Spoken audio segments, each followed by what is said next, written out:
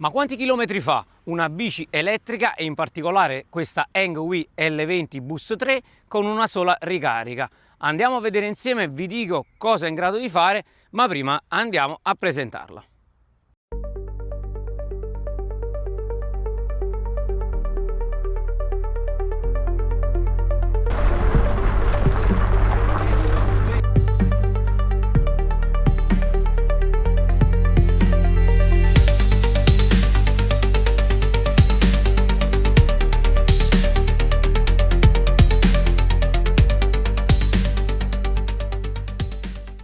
Ciao ragazzi, oggi sono con la Engwe L20 Boost 3. La L20 si contraddistingue per una cosa, però abbiamo la seduta bassa. Questo permette di accedere comodamente, come vediamo, perché non abbiamo un telaio alto, un telaio centrale, non dobbiamo scavalcare come le classiche bici. Ad esempio, come vedete, questa Engwe che io sono costretto a diciamo alzare la gamba, ma questa nasce proprio con un'esigenza per essere pratica, usufruibile per la città. Tra l'altro è una delle poche Engwe senza acceleratore, ma soprattutto da 250 watt, ma nonostante ciò davvero conserva una potenza e una cuffia davvero interessante. Vi faccio vedere la Engwe L20 colorazione nera, ma abbiamo anche un'altra colorazione, ha la batteria nel telaio anteriore.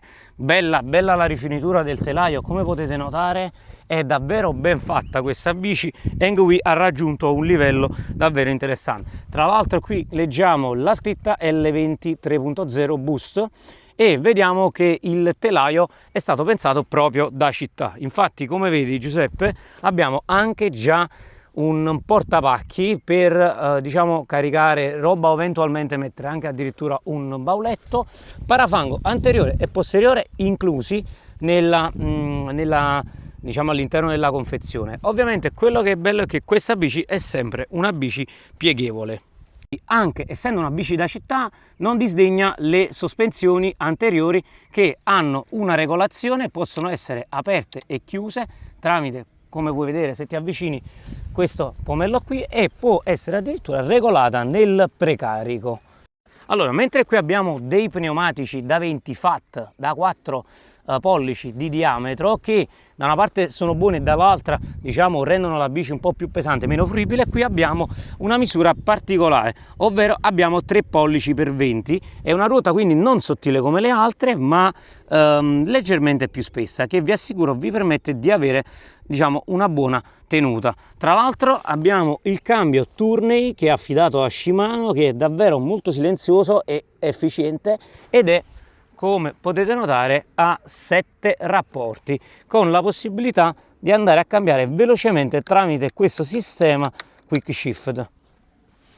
Sono all'incirca 1,78 m e diciamo sulla bici ci vado benissimo, molto comoda, ma abbiamo la possibilità di alzare il manubrio su 10 tacchette preimpostate. Se vieni Peppe ti faccio vedere che abbiamo dei numeri in modo da essere molto più rapido nel settaggio. Se noi per esempio utilizziamo in 2 questa bici, io già so che devo regolarmi il manubrio ad esempio su 4 e qualcuno su 7 su 1, e questo permette di avere quindi una seduta comoda bassa, ma volendo si può alzare anche la sella, mentre qui non abbiamo numerazioni, la sella non contiene batterie o altro, la faccio, permette di, ti faccio vedere, se ti allontani ti faccio vedere che la bici raggiunge metà delle dimensioni. Se vedi qui abbiamo praticamente delle dimensioni più compatte e questo permette di trasportarla veramente in qualsiasi auto, in ascensore. Ovviamente non è una cosa che consiglio di fare sempre, perché comunque la bici ha il suo peso, siamo comunque nell'ordine dei 30 kg, ma è comunque un plus per portarla anche in viaggio, portarla in treno. Cioè ragazzi, abbiamo comunque la comodità di una bici pieghevole, e Engwe tutti i suoi modelli sono pieghevoli, anche se vediamo quella dietro di noi, la EP2 Pro, sono pieghevoli perché hanno una versatilità maggiore, ma questo non implica la rigidità del telaio che a breve vi faccio vedere. Rispetto alla Engwe L20 Pro ovviamente abbiamo il motore sulla parte posteriore, mentre sulla Pro abbiamo il motore centrale con un sensore di coppia. Cambia ovviamente la bici, ma cambiano anche i prezzi, e questa comunque vi dà quell'effetto leggermente on off, ma non è così marcato, non è così evidente. Adesso vi faccio vedere la batteria, che anche questo è un altro plus, sempre estraibile. Tramite la chiave la batteria è estraibile, quindi andiamo a cliccare, apriamo e vi faccio vedere che la batteria è questa qui. Quindi volendo potete acquistarne anche una di ricambio. La ricarica rapida che permette in pochissime ore rispetto a molte altre bici, grazie anche al caricatore, di caricarla in poco tempo e quindi di vedere un'autonomia che vi faccio vedere a breve. Vediamo quanto riesce a fare: 48 volt, 13 ampere e mezzo, quindi una 648 wattora, e vi assicuro che per la tipologia di bici è ottima, perché una batteria con maggiore spunto, tra l'altro qui abbiamo anche il LED di notifica e l'accensione, tra l'altro una batteria da 48 volt permette di avere uno spunto maggiore. In salita, leggera salita, metà della batteria riesco a fare massimo 21-23, ma se accelero e utilizzo un po' di boost riesco a raggiungere anche in salita con metà batteria quasi i 25 km, veramente ottima. Faccio vedere che il display centrale ha un'ottima leggibilità anche sotto al sole, lo possiamo regolare, ovviamente adesso è avvitato. Abbiamo la possibilità di vedere i trip, di vedere i chilometri totali, che sono attualmente 31, camminerò diciamo per altri chilometri, il tempo di accensione, la velocità massima, la velocità media, il trip, questo si azzerano ogni volta che spegniamo la bici. Poi abbiamo la velocità in tempo reale, batteria su 5 tacche, ma non c'è un sistema che indica il voltaggio, sistemi di ovviamente la possibilità di regolare su 5 livelli l'assistenza. Boost, che è davvero interessante, che vi permette di uscire da delle situazioni particolari che adesso vi faccio vedere. Il tasto boost mi dà una... vi faccio vedere, la bici ha veramente tanta forza, vedete, anche sullo sterrato si comporta bene, ma pedala praticamente quasi da sola. Se io poi premo il tasto boost faccio vedere che raggiungiamo la velocità massima. È davvero tanta roba questa bici. Pure in modalità 1 la bici affronta qualsiasi cosa, e con il tasto boost riesco a raggiungere una velocità elevata. Ma secondo te questa è la strada? Comunque si comportano bene, eh? Si presta benissimo a queste strade di campagna, e la velocità, come ho detto, in modalità 5 anche in settima marcia è piacevole e comoda.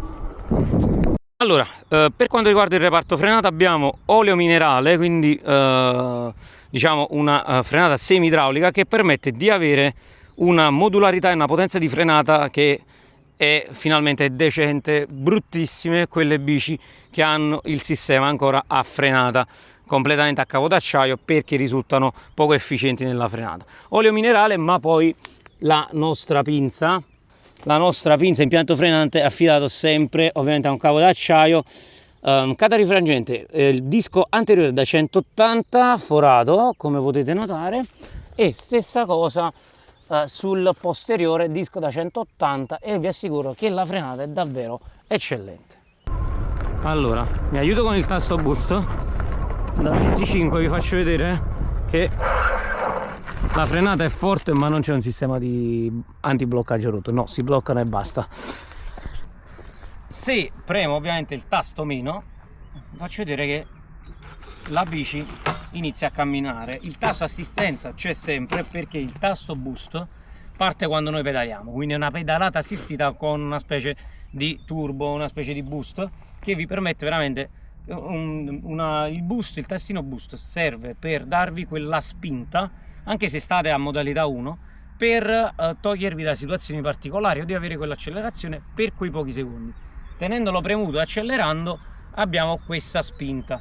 Abbiamo anche un sistema di ammortizzazione centrale, un mono che potete vedere qui marchiato Hengui, che è collegato direttamente al telaio. Come vedete qui le saldature sono evidenti, ma non sono poi così spiacevoli, e tra l'altro poi se ti abbassi abbiamo anche la sella che è molleggiata. Questo è interessante perché permette di avere veramente un comfort maggiore. Tra l'altro guardate qua, se io schiaccio la sella abbiamo veramente una bici che è super confortevole. Sono partito con la piena carica da 15 km, siamo a 35 e veramente sto utilizzando la modalità 4, la modalità 5, quindi siamo ancora veramente a un buon risultato. Siamo a 46 km, abbiamo ancora 4 tacchette di batteria. Nonostante sia limitata, comunque noi in discesa riusciamo anche a raggiungere i 33-34. Se dovevamo andare qua, adesso lo so. Sì, stiamo andando bene. Belle, eh? 36. 34,5. 35,2. 33,3. Ma questa la dovremmo fare a salire poi.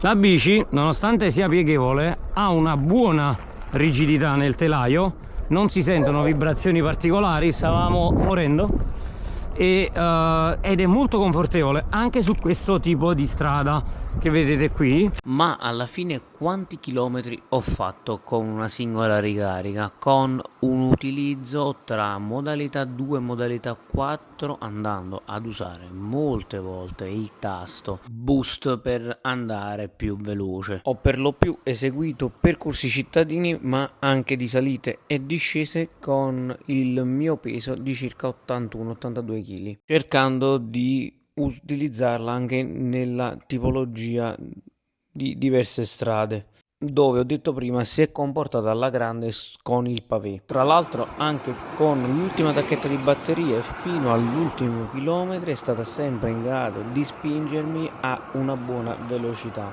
motore che è riuscito a essere costante. Infine quindi ho raggiunto un'autonomia di 69 km al secondo ciclo di ricarica. Non male, veramente avrei potuto fare qualcosa in più, ma non credo di essere potuto arrivare ai quasi 120 km dichiarati dalla casa. Infine vi mostro quelli che sono secondo me i pro e i contro, puramente dettati dai miei test e dalla mia esperienza con le bici elettriche, senza essere giostrate in alcun modo, ma un mio pensiero.